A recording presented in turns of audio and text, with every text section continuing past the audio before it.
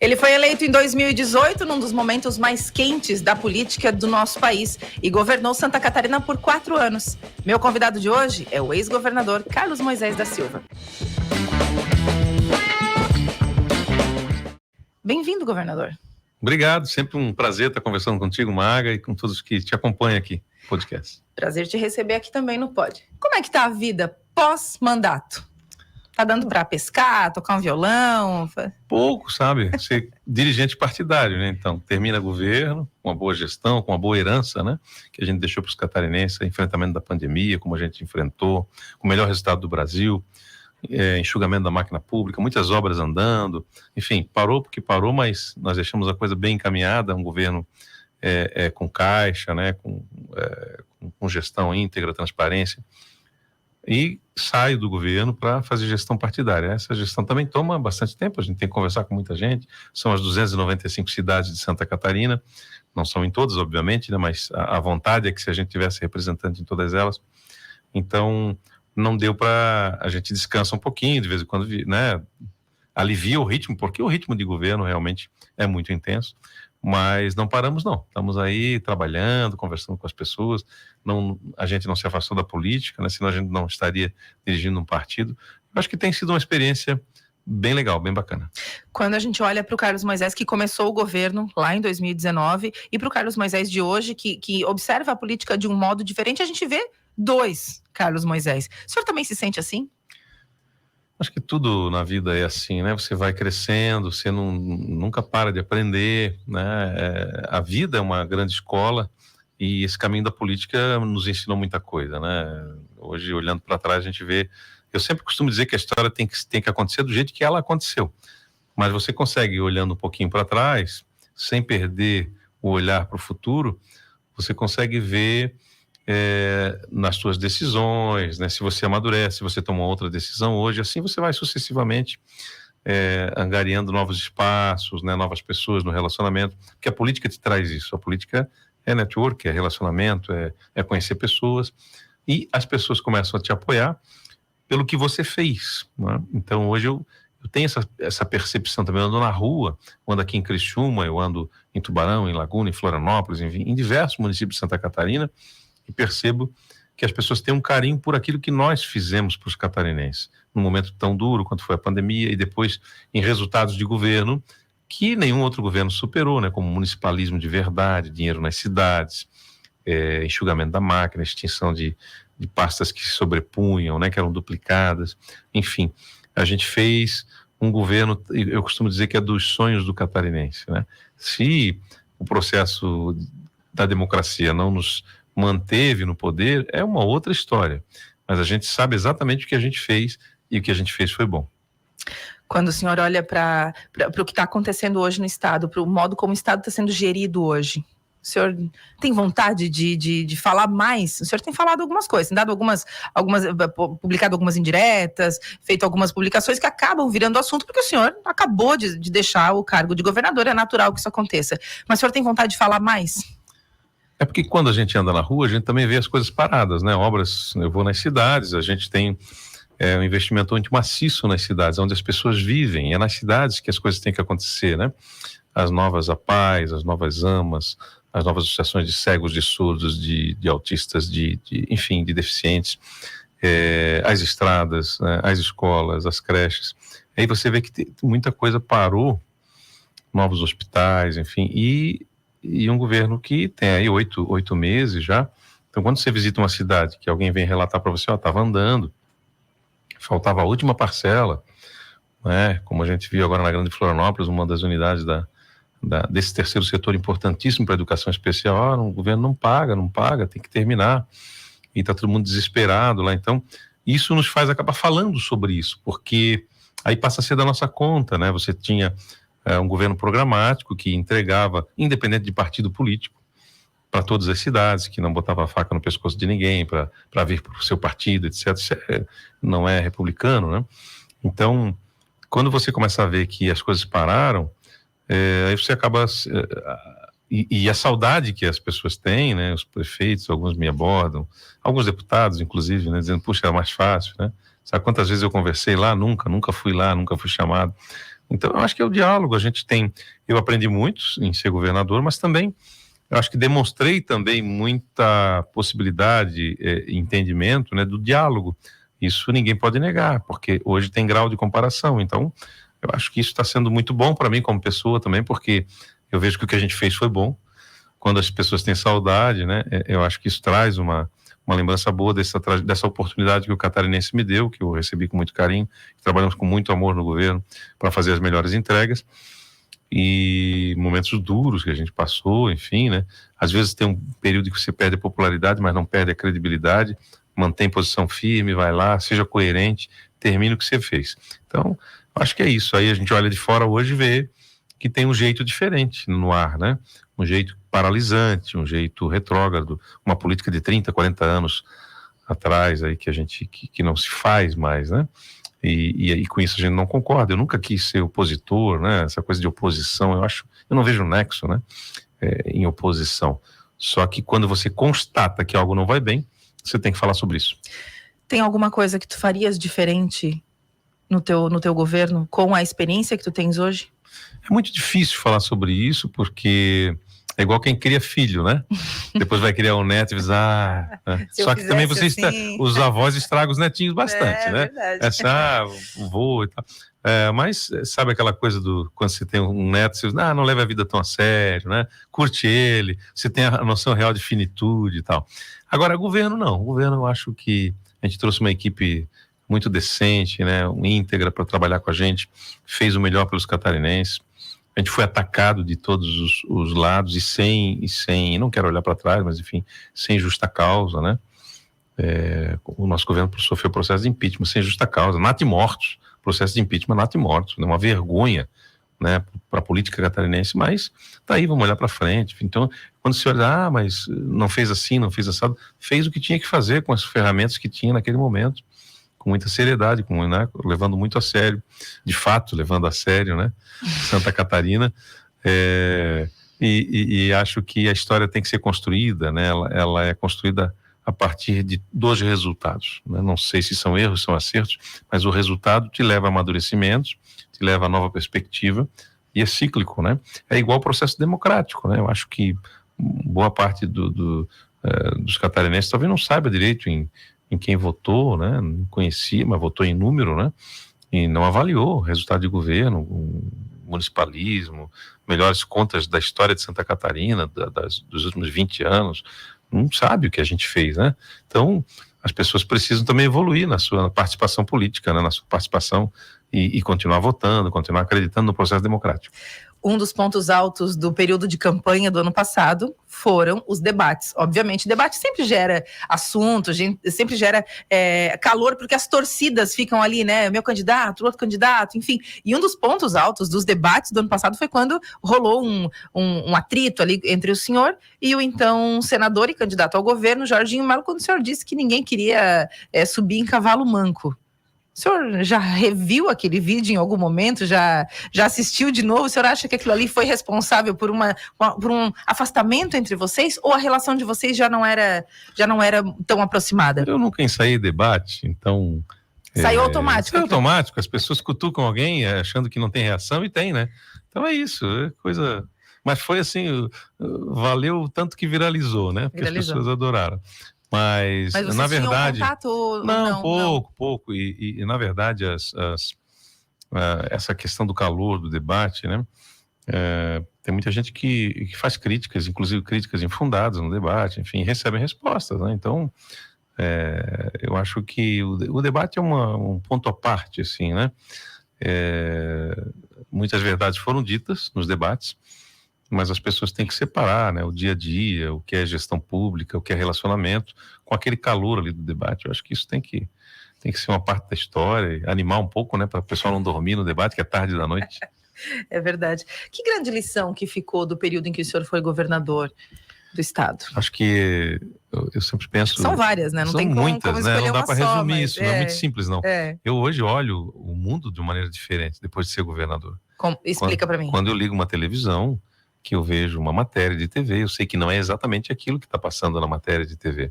Quando eu abro um jornal, Eu, quando leio o que está escrito no jornal, eu sei que não é exatamente aquilo, eu sei que ali tem recados, tem construções, tem narrativas, e muitas vezes a verdade não está ali, e algumas vezes ela está, mas o discernimento, ele ampliou muito.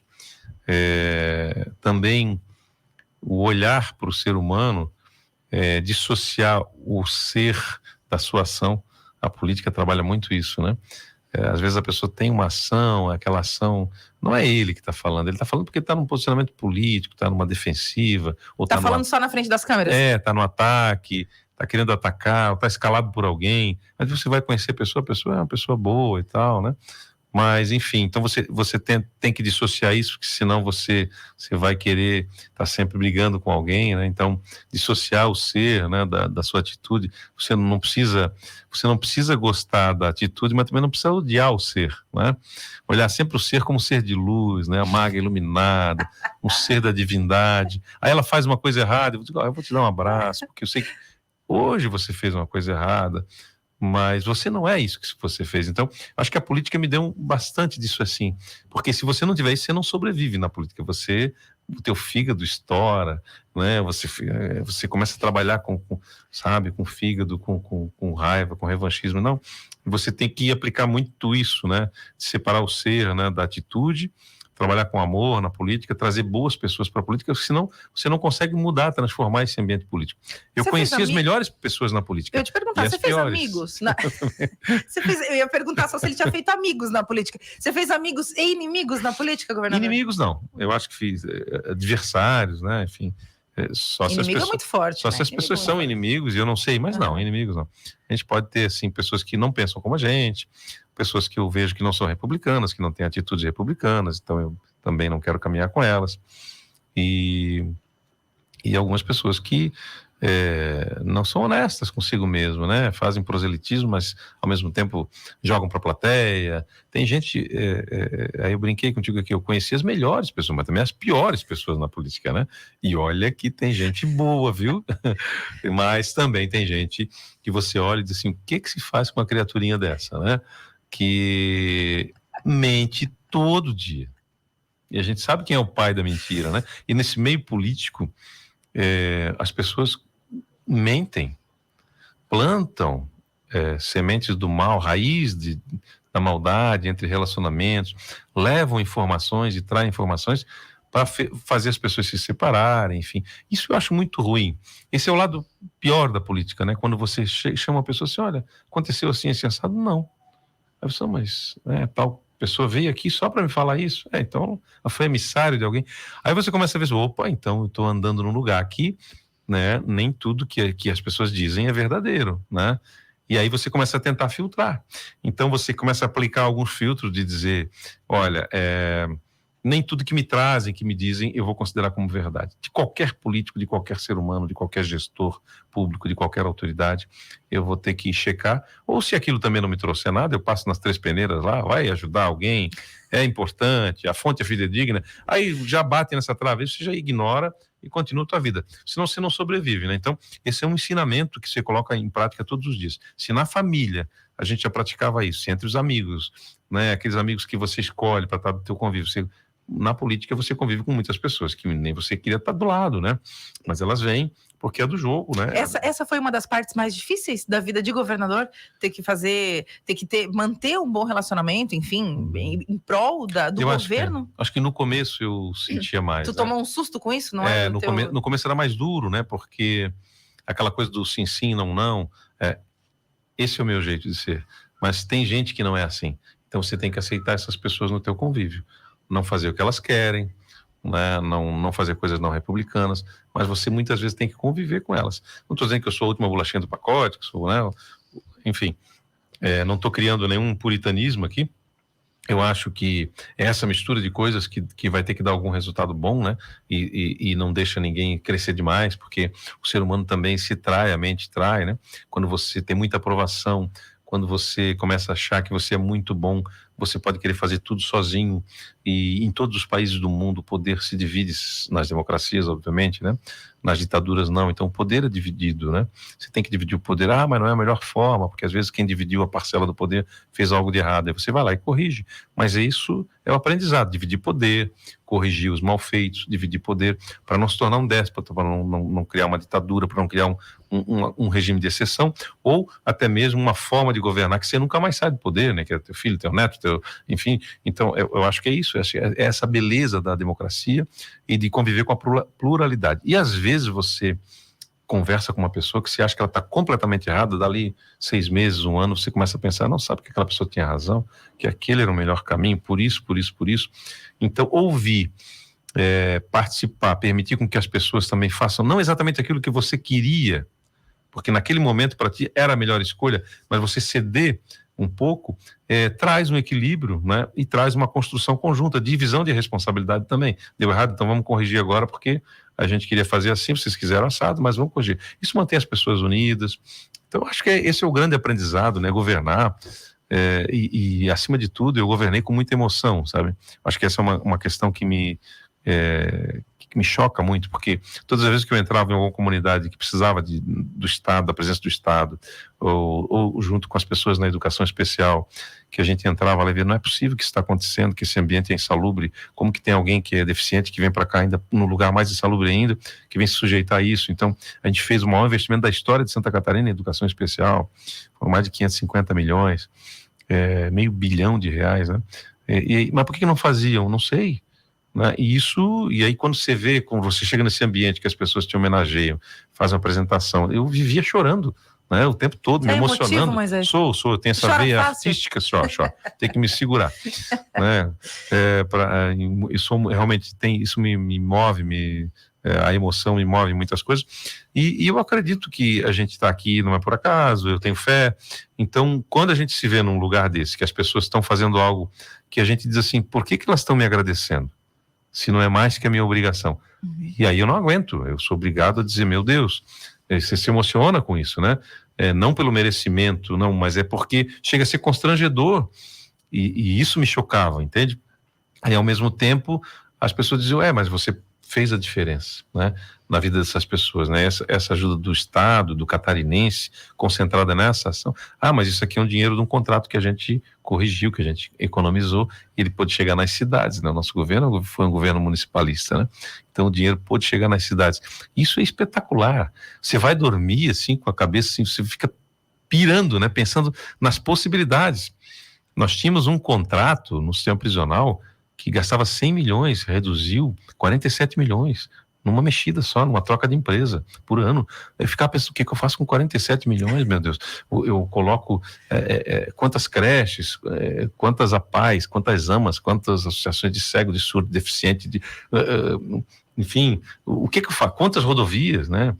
Quantos acidentes, quantas mortes? Às vezes é um trevinho mal feito, que você vai lá e libera 800 mil reais, 1 milhão, 1 milhão e meio, você salva vidas e vidas e vidas, ano após ano. Olha, aqui tá morrendo gente. Então você tem uma sensação de dever cumprido espetacular, assim, quando você faz a coisa certa. E aí você tem que enfrentar corporativismo, né? Porque se o contrato era ruim, alguém estava ganhando dinheiro com aquilo.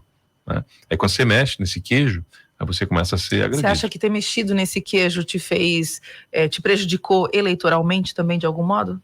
Eleitoralmente, não. Por conseguinte, até pode ser, né? Mas eu acho que me prejudicou politicamente, no sentido de apoios, né? De pessoas quererem caminhar conosco, de olhar para o nosso trabalho e dizer, não, eu vou apoiar, esse grupo político vai apoiar aqui, porque é um governo que faz a coisa certa, então eu vou caminhar com ele. Não, a gente não deu o que muitas pessoas queriam, então eu acho que isso é complexo, né? Mas isso é passado, eu acho que é um jeito de governar, eu não teria como governar de outra maneira, porque eu tenho 30 anos de serviço público, eu jamais faria outra coisa, senão uma gestão por integridade, né? Com boa governança, com responsabilidade. Então, eu acho que isso tudo nos faz olhar para trás e ter a sensação de dever cumprido, enfim. E é muito legal. Eu acho que eu incentivo as pessoas a virem para a política por causa disso, né? Para colocar a sua marca, fazer diferente, dar a sua contribuição. Mas o espaço político é um espaço de coragem também, né? Você tem que, muitas vezes, estar exposto, né? A robozinho, a fake news, enfim, a tudo que é tipo de notícia falsa que tenta manchar a tua biografia. E é um espaço que é público, né? Que você não se torna mais, você deixa de ser dono de si para ser meio que uma coisa pública, assim. Todo mundo entende que pode falar um pouco de ti, pode Todo dizer, mundo tem esse direito. de que sei o que você vai fazer, né? Uhum. Então, e por outro lado é gostoso. Eu ando na rua, as pessoas, eu votei em ti, que bom. O poder é bom, Moisés? Eu acho que ele é responsável, né? O que é ser bom? Bom é viver a vida com a família, curtindo, viajando. Isso é bom. Vir para o poder é trabalho. Se as pessoas vêm para se locupletar, para levar vantagem, aí eu posso dizer que o poder é bom. Nesse sentido errado, né? Entre aspas, bom entre aspas. Esse seria o sentimento de alguém que viria para levar vantagens. Ele vai desconsiderar o poder bom. Quem vem para fazer o certo, o poder não é bom, como a gente fez. O poder é duro, é solitário. Você tem que tomar decisões, tem que dizer não o tempo todo. Quando você vira governador, você vira a pessoa mais linda do mundo da noite pro dia. As pessoas vêm te bajular. Depois de meia hora você descobre que a pessoa tinha interesse num contrato, nisso, naquilo. Então, e as pessoas te convidam para tudo, elas querem te levar para tudo, elas querem te oferecer tudo, te dar. Então, assim, você tem uma solidão no poder. Então não dá para dizer, só se o cara é muito iludido, não sabe o que tá na mão dele, né? Né? Ser um governador de estado, ser um presidente da república, saber que quantos interesses tem, né? Quantos contratos, quantas coisas. Então as pessoas vêm te bajular, elas não são verdadeiras. Agora, você tem que ter estatura, né? Tem que ter essa capacidade de discernir, de receber as pessoas, de conversar e dizer o sim quando é possível dizer o sim, que a lei permite, dizer o não, e vida que segue. E foi o que a gente fez. Eu acho que é uma grande lição. Nesse sentido, a gente teve um outro aprendizado também, né? De uma hora para outra, você é convidado para casamento de gente que você nunca viu na tua vida, enfim, daí você começa a olhar e pensar, bom, né? Há um personagem, né? Não é o Carlos Moisés que está ali, é o governador, a figura do governador. Então, e isso leva a conexões, e aí você tem que ter discernimento, né? Então saber tomar suas decisões para não fazer nada de errado. Você é um cara teimoso, governador? Acho que eu sou convicto, né? Se a convicção para alguns pode ser uma teimosia, né? Então eu posso ser um cara teimoso em te salvar, né? Você tá lá, o mar é revolto e tal, todo mundo diz não vai, não entra porque não, mas eu de teimosia eu vou lá e vou te salvar. Não significa que eu tô fazendo uma coisa errada, mas sou convicto de que é a minha tarefa, é a minha missão ir lá, entrar na água, pedir apoio, né? Fazer o possível para salvar a tua vida. Então eu acho que é convicção, né? Tem muita gente que fala, né, que porque é difícil convencer para fazer determinado movimento, mas é um ambiente que você tem que ter discernimento, né? Cada movimento é um movimento, né, na política, né? Então, e eu costumo dizer, não dá para olhar para trás e dizer o que faria diferente. A história que está aí é a história que tinha que acontecer. Nós estamos hoje aqui, eu como ex-governador, é a história que tinha que acontecer.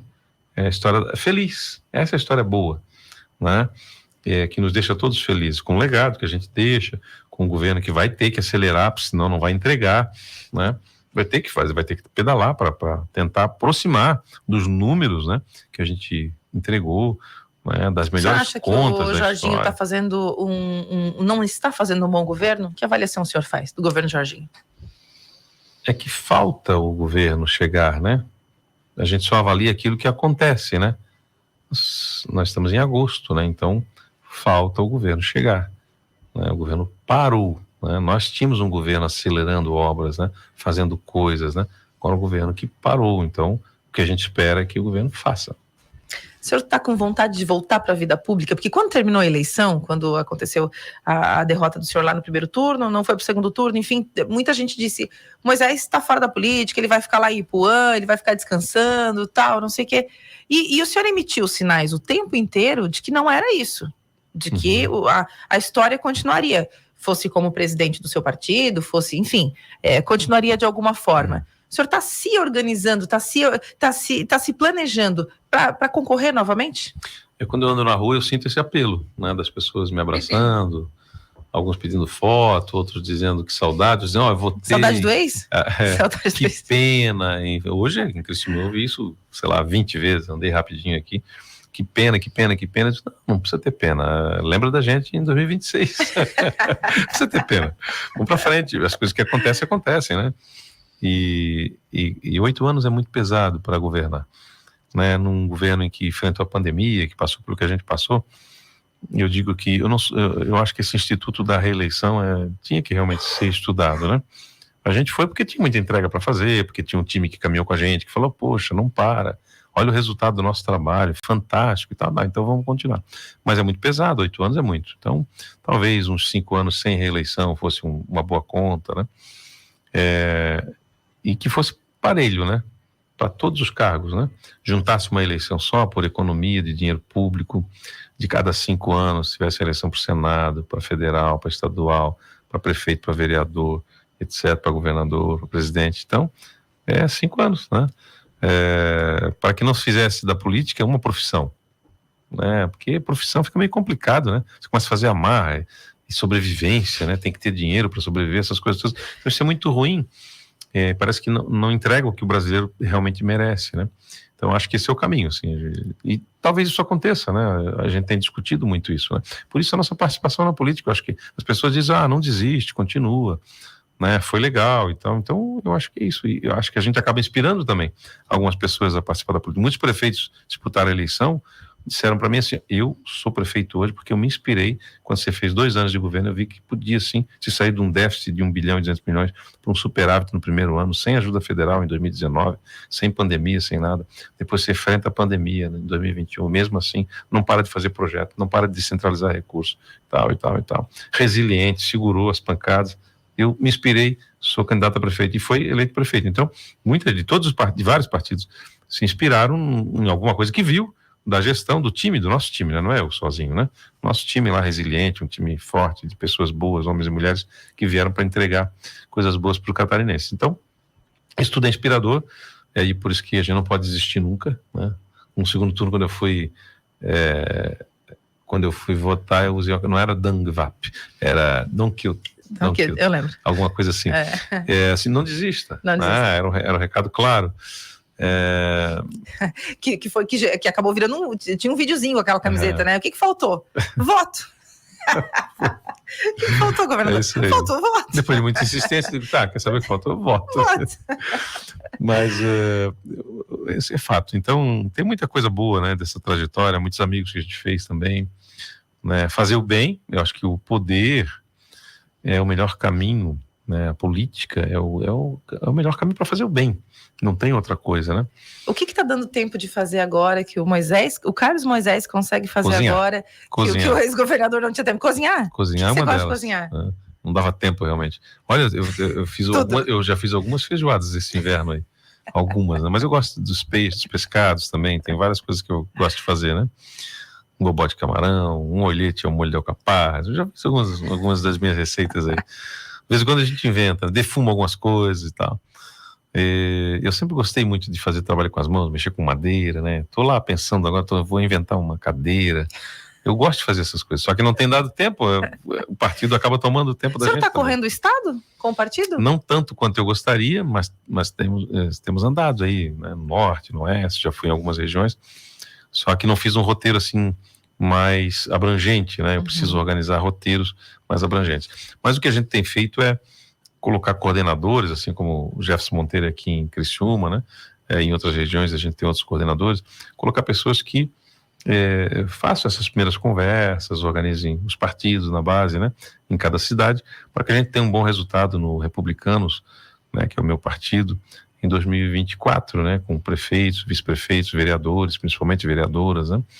Então, acho que isso está acontecendo, tem muita gente nos procurando, por ser um partido que está demonstrando um certo equilíbrio, centro-direita, não está nem lá, nem cá, que é o que parece que as pessoas estão querendo. Então, a gente tem vendido bem isso aí. O senhor tem tido contato com outros governadores, por exemplo, com o Tarcísio de São Paulo, que é do Republicanos? Não, eu acho que tive, depois da eleição, no finalzinho do ano passado, a gente esteve juntos.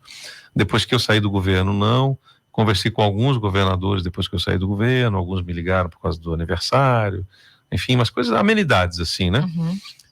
Mas enfim, a rotina, eu sei o que é a rotina de um governador, né? Não é uma coisa simples. Não dá tempo para atender todo mundo. Não dá, eu sei como é que é a rotina deles hoje, né? Então, mas volta e meia a gente tem, eu tenho contato de vários governadores, converso com alguns pelo WhatsApp, assim, mas de estar junto, não. Quando eu vou a Brasília, que encontro alguns, a gente bate um papo rápido, né? Alguns o que aconteceu lá, homem? Porque os nossos números e o nosso trabalho em Santa Catarina era muito interessante, era relevante.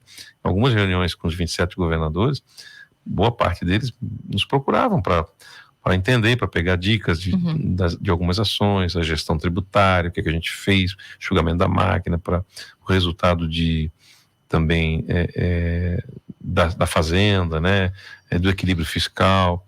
Então, muitos perguntavam, a gente prestava aos nossos secretários, vamos fazer uma ajuda. A informatização do governo sem papel, a gente cedeu, né, para muitos, assim, a possibilidade de utilizar equipamentos, ferramentas que a gente usava no governo de Santa Catarina, inovação em governo. Então, a gente fez muita coisa, assim, de receber gente lá. Então, muita gente não entendeu, o que aconteceu aí, né? Se era tão bom, né, que trouxe tantos números. Então, o que a gente percebe é uma polarização, essa polarização atrapalhou, e tem que respeitar o resultado da escolha das pessoas, e muitas delas não sabem efetivamente o que fizeram, né? Mas a vida que segue, e não desistir, né? Tá sempre à disposição dos catarinenses aí para... Você guarda alguma mágoa do período dos processos de impeachment?